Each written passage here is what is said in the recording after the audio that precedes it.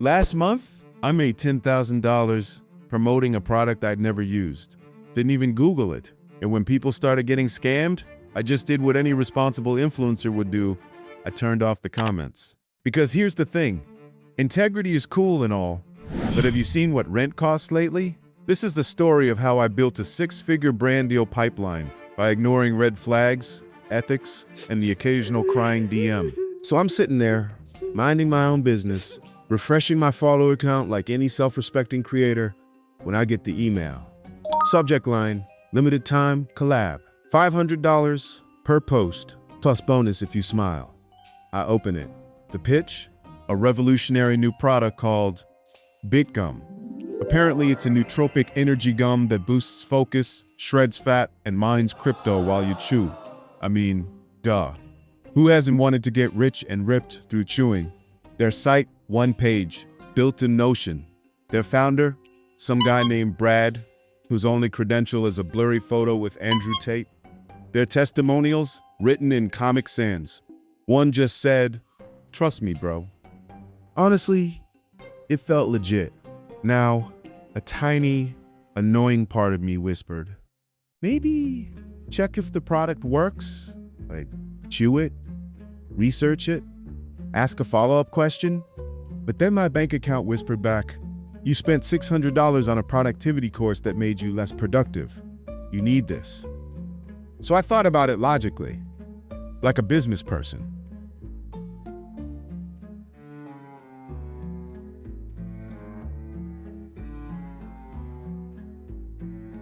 Obviously, the pros outweighed the cons.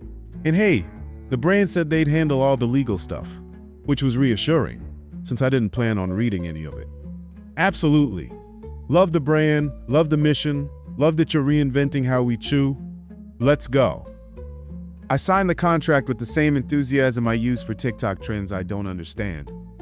The next day, I filmed my glowing review. I chewed one piece of Big Gum for scientific accuracy, then turned on the camera.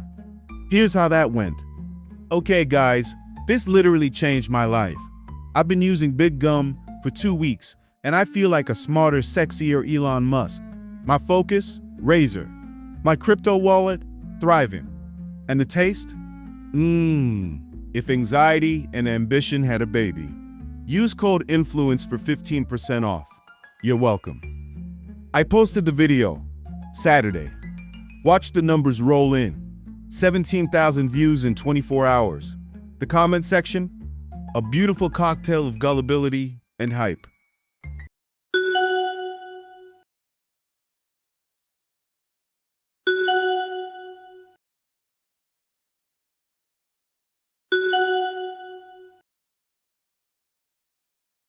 I mean, what can I say? I'm just really passionate about products I've never tested. Day 3. That's when things got spicy. At first, I thought my video was just performing well. Then I realized, my DMs were performing well, and not in the fun, flirty way.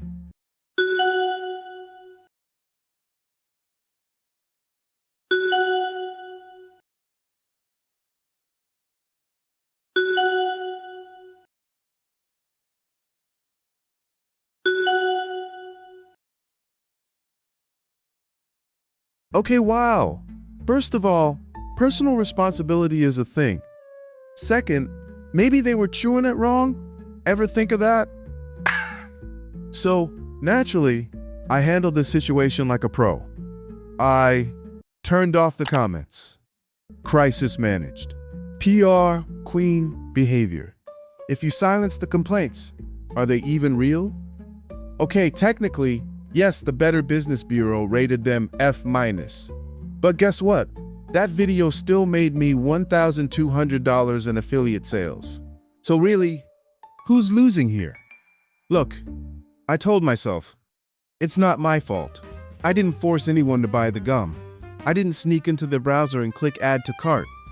I just aggressively encouraged them with a paid video, fake testimonials, and an exclusive 20% off code called TRUSTME20. That's not manipulation. That's marketing. Maybe it's their fault for being so persuadable. I mean, If they really thought chewing gum could fix their metabolism and financial trauma, were they ever going to make good life decisions anyway? Besides, the brand said they were working on improvements, like adding real ingredients, and I got free merch, a hoodie that said #ChewToEarn. It's actually kind of cute. Also, I'd already spent the money on very important business expenses, like a third mic I don't use, and sushi I didn't finish. So, technically it's too late to feel bad. Everyone makes mistakes. Mine just happened to be monetized. Then I got a message, not a complaint, not a refund demand, just this.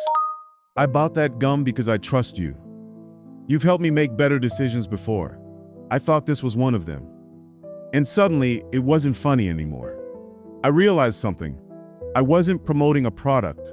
I was endorsing an idea that if it has a promo code and a happy influencer, it must be safe. That you can skip the research because someone with a DSLR already did it for you. That, of all people, I was worth listening to. I didn't sell gum. I sold trust. And trust doesn't go on clearance. You don't get to refund it or win it back with an oops, my bad reel. That one message did what the angry DMs couldn't. It reminded me who's actually watching. Not numbers, not engagement, people. Here's the thing. We all want to monetize, get the bag, build the brand. But if you're recommending garbage because the payout hit faster than your conscience, you're not an influencer. You're a con artist. With a Canva subscription and a Shopify discount code, you don't need to be perfect. But you do need to be honest. Because the second you sell something you wouldn't give to your little cousin or your group chat, you're not just risking your audience's money, you're cashing in their trust. And once you burn that, there's a difference between making money with your audience and making money off them. You better hope your refund policy covers character. So yeah, this story, totally fake.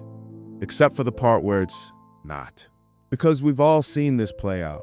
Some of us have watched, some of us have clicked, and if we're being honest, some of us have posted. Look, I'm not here to cancel anyone. I'm just here to say, don't let this be your origin story. Make money, build a brand, sell stuff, but don't sell the one thing you can't buy back. If this made you laugh, or squirm, or delete a link in your bio, then I did my job. Want to know how YouTube and its creators have evolved? Watch this video next and take this nostalgic trip back to those days.